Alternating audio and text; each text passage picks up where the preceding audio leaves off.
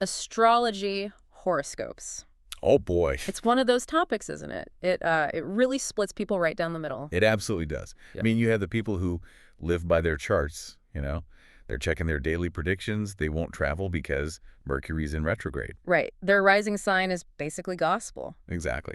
And then you've got the other camp. The eye rollers, the scientists and skeptics who just dismiss the whole thing as pseudoscience, a relic. For sure. And yet, despite all that skepticism, astrology is this huge cultural force. It seems to only be getting bigger. And that's the thing. Whether you buy into it or not, the fact that millions of people are engaging with this stuff every single day, that tells you something really interesting about, well, us, about human psychology. That persistence is why we wanted to do this deep dive into your source material. We're not here to, prove or disprove the cosmos. That's not the mission. No. Instead, we want to peel back the layers and ask, well, 3 core questions for you.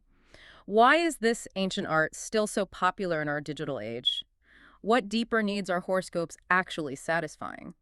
And the big one. Do these 12 zodiac signs really shape who we are? Exactly. Because if you've ever had a friend say, oh, I can't help it, I'm an Aries, to excuse something. All the time. Or, it was my chart's destiny. Then you know there's a really powerful narrative at work here. A very compelling one. So let's start right there with that narrative. Because on the surface, astrology seems, deceptively simple. It does. You've got 12 signs. They each get a list of traits, some flaws, who they're compatible with. It's a very neat and tidy little structure. It's the ultimate shortcut to understanding someone. It is. That whole structure, sun signs, moon signs, the 12 houses, it basically provides a map. But like you said, the simplicity is a bit of a Trojan horse. How so? Because what's really going on underneath that framework is one of the most fundamental human drivers there is. The desire to find meaning. We're always looking for patterns. Always. I mean, think about modern life. Yeah. It's just chaos, right? It's random. It's uncertain. We're in these high-stress jobs, relationships. We feel out of control, and there's no instruction manual. And when life is just this big mess of confusion, astrology sort of steps in and says, hey, there's a reason for this. There's a pattern. And it's all tied to these vast celestial mechanics that are way, way beyond your control. Which is why the sources call it a comforting narrative. Yeah. It provides a sense of direction when you feel totally drift. It gives you a framework, a way to interpret events that might otherwise just feel cruel or random. That cosmic explanation part is so key to the comfort, I think. Like, if you have a truly awful week emotionally, and you read that your sign is going through some, emotional turbulence due to an adverse planetary alignment, right? Suddenly it's not your fault. It's not a failure of your will or that you made a bad decision. The burden of explanation just shifts. It goes from being your personal problem to just being the universe's schedule. And that act of externalizing is so reassuring when you're feeling uncertain. It gives you permission to just be in a bad mood. Yes. Without having to justify it on a purely personal level, it also gives you something else that's essential. Identity. Identity and belonging. We know humans are tribal. Astrology gives you an instant tribe. You're part of the global club of Scorpios. You want to be Aries. And that feeling of belonging translates directly into social dynamics. Yeah. The source highlights this idea that identifying with a sign becomes a social shortcut. Okay, walk us through that. How does that actually play out in a conversation? Well, let's say you meet someone new. You're trying to quickly explain who you are, what your main characteristics are. That takes a lot of time, a lot of vulnerability. Sure. But if you just say, oh, I'm such a Virgo, or you know how stubborn I am, total Taurus. Okay. You're deploying a prepackaged explanation of your personality. Instantly. It's a compressed file. You don't have to give a long speech about your need for order or your tendency to, dig your heels in. It's just remarkably efficient. It speeds up the process of getting you, or at least it creates a shared framework for the conversation to happen in. Right. Even if the other person doesn't believe a word of it, they get the stereotype. They know the traits you're pointing to. Okay, so the narrative is powerful. It simplifies chaos. It provides identity.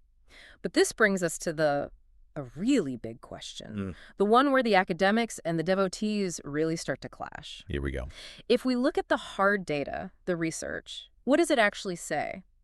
Is there any objective scientific proof that being born under a specific sign shapes your personality? Are Leos really more confident? Are Geminis actually more, flighty? That's the question. And this is where that comforting narrative just smacks right into a scientific wall. The consensus from decades of psychological tests is pretty clear. And it is. Scientifically speaking, not really. Not really. There is just no solid, verifiable proof that the position of the planets at your birth determines these deep intrinsic traits. So when researchers have actually tried to test this, like they have people guess personality descriptions from a chart, or they compare measured traits of, say, thousands of Capricorns versus thousands of Cancers, what do they find? They find statistical noise, Right. just nothing. Yeah. In blind tests, people are no better at picking out their own sign's personality description than a totally random one. If the stars really did imprint personality, you'd see these huge clusters of traits lining up with birth months. And we just don't see that. We don't. The science seems pretty unambiguous. The cosmos doesn't seem to care if you're impulsive or introverted, so that leaves us with a really interesting puzzle. Right. If the science says no, why do millions of people, smart, rational people, still read and believe and feel defined by their signs? Why do people still act as if it does? That's the psychological twist. And this is where we move away from astronomy and into the mechanics of the human brain. The sources point to two main psychological mechanisms at work. The first one is the legendary Barnum effect. P.T. Barnum, there's a sucker born every minute. Well, he gets the credit, but it was a psychologist, Bertram Forer, who really formalized it. But it speaks to our deep, deep need for validation. Okay. It's this powerful, universal tendency we have to believe that vague, general statements are actually tailored specifically to us. And horoscopes are masters of this. Oh, they are masters. Yeah. The genius of a good horoscope isn't how specific it is, it's how incredibly vague it is. It has to be broad enough to fit almost anyone reading it. Let's use that great example from the source. You read something like, "You've been feeling overwhelmed lately, but significant change is coming soon." That statement is a masterpiece of psychological engineering. Because who hasn't felt overwhelmed? Exactly. And who isn't hoping for some positive change? Right. It covers all the bases. It does. It validates a current negative feeling, the overwhelmed part, and then it offers this universally desirable, positive future, the change is coming part. That applies to, like, 99% of people. And when you read it, you don't think, oh, that could apply to anyone. Yeah. You think. Wow, that is exactly me. How did they know my specific struggle? And we sort of lash on to the part that resonates, and we just unconsciously ignore the generic bits. So the Barnum effect is really just confirmation bias in action. We want to be seen. We want to feel unique. And this lets us feel unique and validated by something that's actually totally universal. It's a very clever trick. Okay, but that only explains why we believe the reading.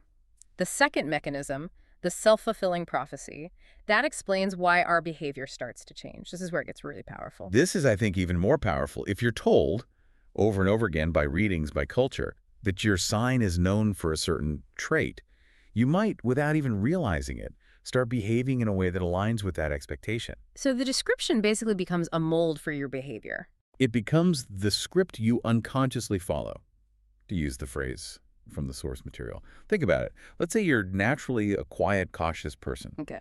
But you're repeatedly told that Leos are confident, they're dramatic, they're natural leaders. Yeah. You start to feel this subtle internal pressure to perform that role. You internalize it. So you walk into a room and you think, okay, I'm a Leo. I should probably speak up here, even if that's not your natural default. You're acting out the cosmic destiny you've been handed. Yeah. And then that behavior, that new confidence, gets interpreted by other people as, oh, see, that's your Leo nature, which just reinforces your own belief. It's a closed loop. A completely closed loop where the suggestion creates the reality. It's fascinating. It means the stars aren't doing anything. It's the human brain and cultural expectation doing all the work.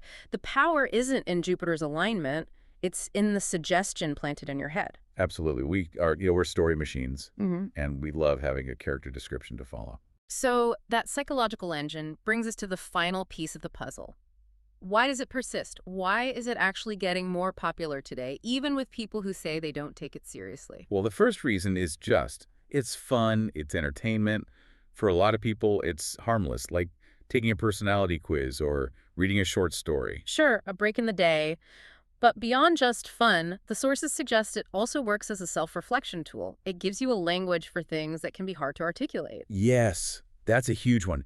Maybe you're struggling with indecision. Instead of just feeling stuck, You read a detailed breakdown of a Gemini's intellectual dance between dual perspectives. And even if the celestial cause is total bunk, The articulation of the struggle itself is validating. It gives a shape, a structure to your formless anxiety. it gives you the words to categorize your own internal life. And if that triggers reflection, the horoscope has already provided value, whether it's accurate or not. And then you have the big one, the massive modern cultural amplifier, Social media. social media. The old newspaper astrology column was static. It was isolated. But platforms like TikTok and Instagram have completely transformed it. They turned it into a meme-friendly universe. That's the perfect phrase for it. The shift from dense text to this visual, instantly shareable content is the whole key to its modern life. We see it everywhere. It's that hyper-relatable, exaggerated content. The sources mention those perfect examples, like the lists of red flags based on your zodiac sign. Or those weirdly specific, funny observations like why Sagittarius people disappear for 3 months. Right. Or the endless posts about who you should never date based on astrology. This stuff is funny, it's shareable, and it serves that ultimate goal of digital interaction. Making people feel seen. Exactly. You take a classic stereotype, the dramatic Leo, the mysterious Scorpio, and you turn it into an internet inside joke. And it transforms what could be a really heavy discussion about identity into something light. It's a connection with millions of strangers who also relate to that same little caricature of themselves. The connection is real, even if the categories aren't. It's like a collective, humorous nod that says, yeah, we get it. We're all a little bit intense or stubborn or flighty, and that's okay. It's community. So after this whole deep dive, looking at the comfort narrative, the science, the psychology, what does it all synthesize into? Do our zodiac signs really define us? Based on everything we've unpacked, Yeah, the answer, for the true believers out there, is probably still no. probably not. We are just so much more complex and dynamic and inconsistent than 12 neat little boxes assigned at birth. Whether you see yourself as a rational Virgo or emotional Cancer or a complex Scorpio, those labels just barely scratch the surface of your actual motivations and experiences. Our internal complexity is addressed. It far outstrips the simplicity of a star chart. But, and this is the critical value proposition, Can it still help us reflect on who we are? Can it give us a language for our feelings? Can it make us laugh at ourselves and feel connected? the answer to all of those is a resounding yes. And that's really the final synthesis, isn't it? We shouldn't confuse the utility of the story with scientific fact. But that utility as a tool for self-inquiry and social bonding is completely undeniable. Which leaves us with a final thought for you to take away, and this comes straight from the perspective of the sources. While the hard science isn't there, and the facts might not align with your destiny, sometimes a little bit of cosmic storytelling That comforting narrative. is exactly what we need to make sense of this dizzying, random, and often overwhelming world. It gives us permission to be complex, flawed, and still somehow part of a universal pattern.